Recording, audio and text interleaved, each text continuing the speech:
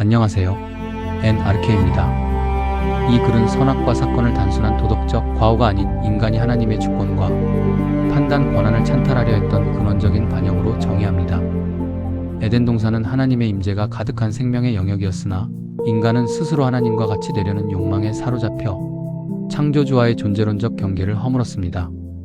이러한 선택은 생명의 근원으로부터 단절과 죽음을 초래했으며 이는 오늘날 인간이 자신의 의로움을 내세우며 하나님의 자리를 대신하려는 모든 죄의 원형이 되었습니다. 결국 본문은 인간이 스스로를 구원할 수 없는 존재임을 명시하며 이 비극적 사건이 역설적으로 하나님의 그곳 사역과 은혜가 필요한 이유를 증명하는 출발점임을 강조합니다. 오늘 우리가 해체하고 파헤쳐 볼 주제는 방금 오프닝에서 언급된 성경의 선악과 사건입니다. 우리의 핵심 임무는 아주 명확합니다. 인류 역사상 가장 유명하면서도 동시에 가장 심하게 오해받고 있는 이 텍스트를 단순히 그 뱀의 꼬임에 넘어가 사과를 따먹 옛날 이야기 정도로 소비하는 것을 멈추는 겁니다. 그렇죠. 동화책에 나오는 이야기처럼 치부해버리기엔 너무 거대한 진실이 담겨 있으니까요. 네, 맞아요. 그 사건의 진짜 본질이 무엇인지, 그리고 그것이 21세기를 살아가는 당신의 멘탈리티와 일상을 어떻게 지배하고 있는지 철저하게 파헤쳐 보겠습니다. 방금 오프닝의 텍스트를 들으면서 새삼 느꼈지만요. 이 고대의 텍스트가 담고 있는 통찰력은 그저 놀라울 따름입니다. 우리는 흔히 오래된 종교적 기록을 화석화된 과거의 유물로 취급하려는 경향이 있잖아요. 다 지나간 옛날 이야기다 이렇게 생각하기 쉽죠. 네. 하지만 이 텍스트의 이면을 들여다보면 이것은 현대 사회를 살아가는 우리의 컴플렉스, 또 우리가 매일 내리는 선택의 근원적인 동기, 그리고 인간관계의 갈등 구조를 완벽하게 비추는 거울이라는 것을 알 수 있습니다. 완벽한 거울이다. 좋은 표현이네요. 오늘 우리는 이 선악과 사건이 어떻게 현대인의 심리와 사회적 현상으로 집결되는지 그 연결고리를 낱낱이 분석해 볼 예정입니다. 자, 이제 이 내용을 하나씩 풀어보죠. 사실 우리가 어릴 때부터 선악과 이야기를 들으면 누구나 한 번쯤은 이런 원초적인 불만을 품게 되잖아요. 어떤 불만이죠? 아니, 먹으면 안 되는 거라면 애초에 왜 굳이 그 위험한 나무를 눈에 띄는 곳에 심어두셨을까? 정말 많이들 하시는 질문입니다. 네, 굳이 왜 거기 둬서 사람을 시험하나 이런 생각 말이죠. 그런데 이 텍스트의 배경이 되는 에덴 동산을 가만히 분석해보면요. 그곳을 그저 과일이 주렁주렁 열린 평화로운 농장이나 안락한 휴양지 정도로 묘사하지 않습니다. 전혀 그렇지 않죠. 네, 그곳은 하나님의 임재가 충만한 생명의 영역이라고 아주 뚜렷하게 규정되어 있어요. 단순히 물리적인 공간이 아니라 철저하게 창조주와의 관계가 중심이 되는 영적인 터전이었다는 거죠. 여기서 놀라운 점은 생명나무와 선악을 알게 하는 나무의 위치입니다. 위치요? 네, 텍스트는 이 두 나무가 동산의 중앙에 놓여 있었다는 사실을 특별히 강조합니다. 동산 중앙에 있다는 것은 어떤 의미일까요? 어디서는 가장 잘 보이는 한가운데라는 뜻이겠죠. 정확합니다. 그 세계를 살아가는 인간이 아침에 눈을 뜨고 산책을 하고 일상을 영유할 때 시선이 가장 자연스럽게 닿는 곳이라는 뜻입니다. 즉, 매 순간 마주해야만 하는 삶의 한복판이라는 거죠. 피할 수 없는 자리네요. 이건 결코 조경을 위한 우연한 배치가 아닙니다. 생명과 판단, 의존과 자율, 순종과 반역이라는 가장 근본적인 선택의 기로가 인간의 일상 한가운데에 놓여 있었다는 것을 상징하는 치밀한 장치죠. 그렇군요. 특히 눈여겨볼 부분은 선악을 알게 하는 나무가 인간의 지능이나 이성적인 인식 능력을 억압하기 위한 것이 아니라는 점입니다. 사실 역사적으로 수많은 철학자들이 그런 비판을 했잖아요. 신이 인간을 무지몽매한 상태로 가두려 했다고요. 네, 하지만 그것은 텍스트를 철저히 오독한 결과입니다. 지적 능력을 통제하려던 게 아니었어요. 지적 능력을 통제하려던 게 아니라면 이 나무가 진짜 상징하는 바는 무엇이었을까요? 문득 우리가 일상적으로 사용하는 스마트폰 비유가 떠오르는데요. 스마트폰이요? 네, 우리가 스마트폰을 처음 사면 사용자가 마음대로 어플을 깔고 지우고 배경화면을 바꿀 수 있는 엄청난 자유가 주어지잖아요. 그렇죠. 거의 모든 걸 마음대로 할 수 있죠. 하지만 시스템의 핵심 구동 영역인 운영체제, 이른바 OS의 루트 권한은 철저하게 잠겨 있습니다. 관리자 권한 말씀이시군요. 맞아요. 마치 우리가 서비스 이용 약관을 끝까지 읽지도 않고 동의를 누르면서도 정작 제조사가 걸어둔 그 보안 장치 덕분에 기기를 안전하게 사용하는 것처럼 말입니다. 아주 적절한 비유네요. 만약 사용자가 내가 내 폰의 주인이랍시고 그 핵심 관리자 권한까지 이른바 탈옥을 해서 건드리면 어떻게 됩니까?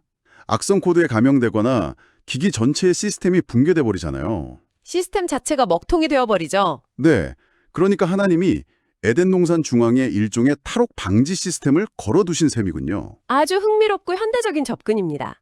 먹지 말라는 계명은 인간의 발목을 잡는 족쇄가 아니라 시스템이 가장 완벽하게 작동하기 위한 안전망이었습니다. 안전망. 네, 선과 악을 구분하는 지식 그 자체를 막으려 한 것이 아니에요. 이 나무는 누가 선과 악을 결정하는 절대적 권한, 즉 판단의 주체인가를 묻는 리트머스 시험지였습니다. 판단의 주체가 누구냐를 묻는 거군요. 피조물인 인간은 스스로 판단의 절대적 기준이 되도록 설계되지 않았습니다. 즉, 옳고 그름을 규정하고 결정하는 최종적인 권한은 오직 창조주 한 분에게만 속해 있음을 인정하라는 우주적인 선언이었던 거죠.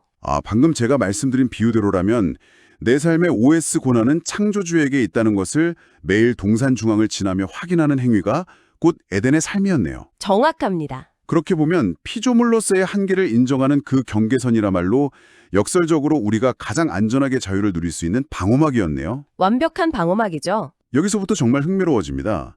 이 완벽한 균형 상태에 치명적인 균열이 발생하잖아요. 바로 뱀이 등장해서 하와에게 다가가는 장면입니다. 네, 비극의 시작이죠. 가만히 생각해보면 뱀이 던진 너희 눈이 밝아져 하나님과 같이 되어 선악을 알게 될 것이라 는 이 한 문장은 인류 역사상 가장 소름 돋을 정도로 정교한 심리전이었습니다. 그렇습니다.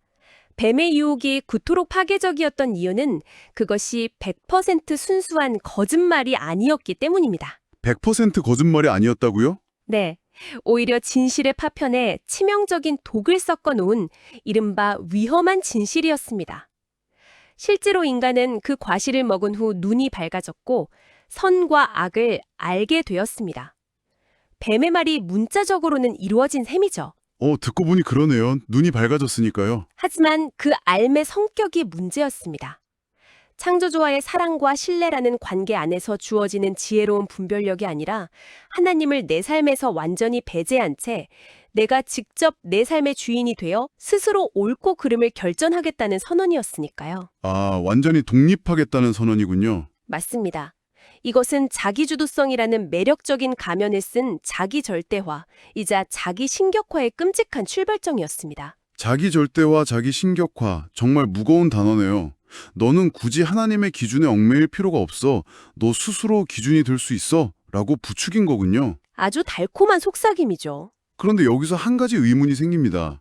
인간의 지식이 늘어나고 스스로 판단할 수 있는 독립성이 생겼다면 신의 입장에서는 오히려 이제 다 컸구나 하고 흐뭇해할 수도 있는 것 아닌가요? 그렇게 생각할 수도 있겠죠. 네, 텍스트를 보면 하나님께서 이 사람이 선악을 아는 일에 우리 중 하나같이 되었으니 라고 말씀하시는 대목이 나오는데 이걸 그냥 표면적으로만 읽으면 신의 지위로 올라선 인간의 성취를 인정해주는 것처럼 들리기도 하거든요. 그 구절은 역사적으로 수많은 논쟁을 낳은 대목이기도 합니다. 하지만 그 문맥의 깊은 기절을 읽어내야 합니다. 그것은 결코 독립에 대한 칭찬이나 성취에 대한 인정이 아닙니다. 그럼 어떤 의미인가요? 피조물이 창조주의 경계를 넘어 신의 자리를 찬탈하려 했을 때 발생한 우주적 질서의 붕괴를 바라보는 창조주의 깊은 탄식이자 돌이킬 수 없는 비극에 대한 선언입니다. 탄식이었군요. 인간이 선악을 알게 되었다는 것은 지적 수준이 높아졌다는 의미가 아니라 재판관의 자리에 스스로 앉아버렸다는 의미입니다. 우주에는 2명의 재판관이 양립할 수 없습니다. 그렇죠. 기준이 2개가 될 수는 없으니까요. 따라서 피조물이 재판관이 되려는 순간 그것은 단순한 규칙 위반이 아니라 창조주를 향한 전면적인 쿠데타, 즉 우주적 반역이 되는 것입니다. 그렇다면 이 모든 것이 도대체 무슨 의미일까요? 쿠데타의 결과로 인간에게 주어진 형벌이 바로 죽음입니다. 네, 가장 무서운 결과죠. 하지만 현대의 합리적인 시각, 아니 당장 이 방송을 듣고 계신 당신의 입장에서 변호해보자면 여전히 납득하기 어려운 부분이 있습니다. 어떤 부분이죠? 아무리 쿠데타 성격이 있다고 해도 결국 과일 하나 따먹은 것 치고는 죽음이라는 형벌은 너무 과혹하고 감정적인 처사 아닌가? 과일 하나 훔쳐 먹은 죄 치고는 사형은 너무하다? 네, 전제전능한 신이라면 그냥 적당히 혼내고 다시 기회를 주면 되지 왜 굳이 죽음을 선고하고 에덴에서 쫓아낸 걸까? 하고 따져 부를 수도 있거든요. 신이 자신의 권위에 도전받은 것에 대해 위협을 느끼고 방어적으로 행동한 것처럼 보일 여지도 있지 않나요? 아주 날카롭고 도발적인 질문입니다. 현대인이라면 누구나 한 번쯤 품어볼 법한 합리적인 의심이죠. 네, 솔직히 그런 생각 들잖아요. 하지만 이 텍스트가 말하는 죽음을 법정에서의 징벌적 사형 선고나 옹졸한 신의 복수극으로 해석하면 핵심을 완전히 놓치게 됩니다. 복수가 아니다. 여기서 죽음은 창조주의 분노에 찬 감정적 보복이 아니라 철저하게 존재론적인 결과입니다. 아주 쉽게 풀어볼까요? 생명의 유일한 근원이신 하나님과 연결되어 있어야만 생명을 유지할 수 있는 존재가 스스로 그 근원과의 연결을 끊어버렸습니다. 스스로 끊었다. 네, 생명의 공급이 끊어진 상태, 그 자체의 물리적이고 존재론적인 법칙이 곧 죽음이라는 겁니다. 아까 제가 들었던 전자기기 비유의 연장선으로 보자면 작동 중인 선풍기에 전원 플러그를 벽에서 확 뽑아버린 상태와 같죠. 플러그가 뽑혀도 날개는 관성 때문에 한동안 윙윙거리며 돌아가겠지만 이미 전력 공급은 끊긴 거잖아요. 그렇죠. 돌아가고 있지만 죽은 거나 다름없죠. 그 기계의 죽음은 날개가 완전히 멈춘 순간이 아니라 플러그가 뽑힌 바로 그 순간에 이미 확정된 것이고요. 아담과 하와가 선악과를 먹고 그 자리에서 생물학적으로 즉사하지는 않았지만 영적인 생명의 단절은 즉각적으로 일어났다는 뜻이겠네요. 완벽하게 들어맞는 비유입니다.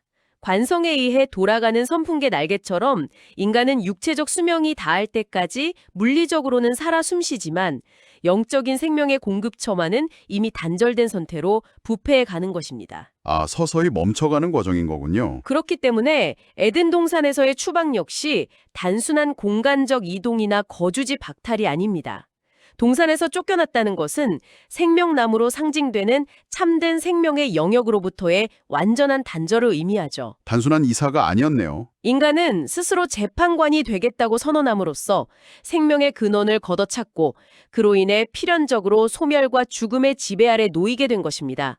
죽음은 외부에서 덮어씌운 형벌이기에 앞서 인간이 치러야 하는 독립선언의 당연한 귀결입니다. 수천 년 전 중동의 어느 신화적인 공간에서 끝난 해프닝이 아니라 지금 나의 이야기라는 게 점점 더 실감이 납니다. 네, 바로 우리의 이야기죠. 하나님이 선하다고 하신 것을 내가 내 기준에 맞춰 깎아내리고 오로지 내가 느끼기에 옳은 것, 내가 원하는 방식만을 고집하는 행위. 이게 바로 텍스트 이면에 숨겨진 모든 죄의 구조적 원형이군요. 이 대목에서 아주 중요한 질문이 하나 떠오르네요. 네, 어떤 질문이죠? 그렇다면 시간이 이토록 흐른 지금 현대인은 우리는 그 반역의 본성을 극복했을까요? 아니면 형태만 바꾼 채 여전히 움켜쥐고 있을까요?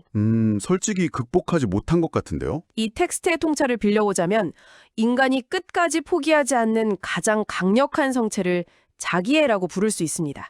스스로 의롭다고 여기는 마음이죠. 당장 우리의 일상을 한번 돌아보십시오. 자기애. 일상적인 예라면 어떤 게 있을까요? 운전할 때를 생각해 보시죠. 운전이요. 벌써 뜨끔한데요? 누군가 내 앞으로 무리하게 깜빡이도 없이 끼어들면 우리는 즉각적으로 심판관이 됩니다. 바로 화가 나죠? 저런 무개념한 운전자가 다 있나? 라며 격렬하게 분노하고 정죄하죠. 그런데 내가 약속 시간에 늦어서 급하게 차선을 변경할 때는 어떻게 합니까? 어쩔 수 없는 상황이었어. 내가 좀 급하니까 이 정도는 이해해줘야지 하면서 슬쩍 넘어가죠. 네, 스스로에게 완벽한 면죄부를 발행합니다. 내가 선악의 절대적인 기준이 되는 순간 타인은 영원히 정죄와 심판의 대상이 됩니다. 이것이 바로 우리가 매일같이 따먹고 있는 현대판 선악과입니다. 와, 전곡을 찔린 기분입니다. 멀리 갈 것도 없이 우리가 매일 들여다보는 스마트폰 화면만 봐도 그렇잖아요. 스마트폰이요? 네, 소셜미디어를 넘기며 혹은 뉴스 기사의 댓글창을 보면서 우리는 하루에도 수십 수백 번씩 가상의 판사봉을 두드립니다. 정말 날카로운 지적이네요. 맞습니다. 우리는 자신이 굉장히 논리적이고 객관적인 심판관이라고 굳게 믿지만 사실 그 이면에는 나는 절대적인 진리나 창조주의 기준 따위 없어도 내 이성과 내 감정만으로 이 세상의 선과 악을 완벽하게 재단할 수 있다는 섬뜩한 오만함이 숨어 있다는 거군요. 정확합니다. 아주 무서운 오만함이죠. 결국 내 기분과 내 판단을 가장 높은 왕좌에 앉히는 순간 우리 모두는 일상 속에서 에덴의 선악과를 베어무는 두 번째, 세 번째 아담이 되는 셈입니다. 그렇기 때문에 죄라는 것을 단순히 윤리적인 실수, 예를 들어 거짓말을 하거나 남의 물건을 훔치는 행위 정도로 가볍게 축소시켜서는 안 됩니다. 그것은 증상일 뿐입니다. 표면적인 증상이다. 네, 근원적인 죄의 본질은 창조주의 절대 주권에 대한 지속적인 도전입니다. 내 삶의 왕자에 나 자신을 신처럼 세우고 내 통제력 아래 세상을 두려내는 끊임없는 시도죠. 인간은 이 첨단 과학의 시대에도 여전히 자기애라는 이름의 선악과에 손을 뻗으며 스스로를 존재론적 단절의 상태로 몰아넣고 있습니다. 하지만 약간 말씀을 듣다 보니 조금 숨이 막히기도 합니다.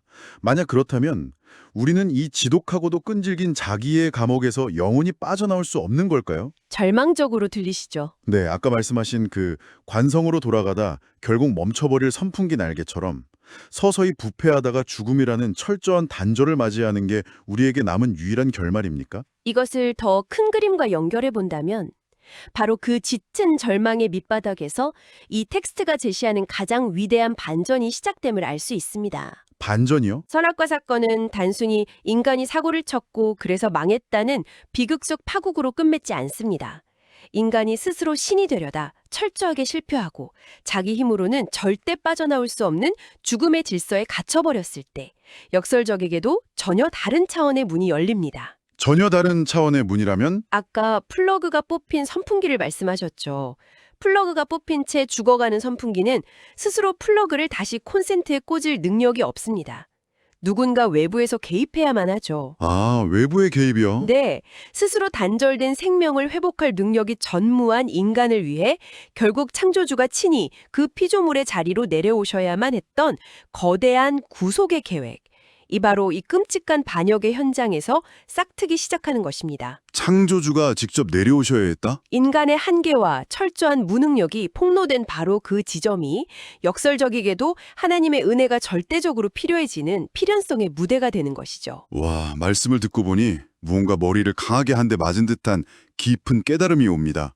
인간이 스스로를 구원할 수 없다는 그 처절한 절망이 도리어 하나님의 구속사역이라는 은혜의 필연성을 증명하는 가장 완벽한 배경이 되었다는 거군요. 맞습니다. 어둠이 짙을수록 빛이 선명해지는 것과 같은 이치죠. 그렇다면 우리가 잃어버린 그 참된 생명을 회복하는 길은 딱 하나뿐이겠네요. 우리가 그토록 꽉 움켜쥐고 절대 놓지 않으려 했던 심판관의 망치, 그 알량한 자기의의를 조용히 내려놓는 것. 네, 내려놓아야 합니다. 그리고 내 판단이 아닌 창조주의 판단과 은혜에 나의 존재 전체를 다시 의탁하는 것. 자율성이라는 이름으로 스스로 끊어버렸던 그 플러그를 하나님의 은혜에 다시 연결하는 건 말입니다. 완벽한 요약입니다. 선악과 사건은 단순한 과거의 실패담이 아닙니다. 오히려 하나님의 은혜와 구원이 왜 인류에게 그리고 지금 이 방송을 듣고 있는 우리 각자에게 유일한 희망인가를 가장 강렬하게 증언하는 구원 역사의 출발점입니다.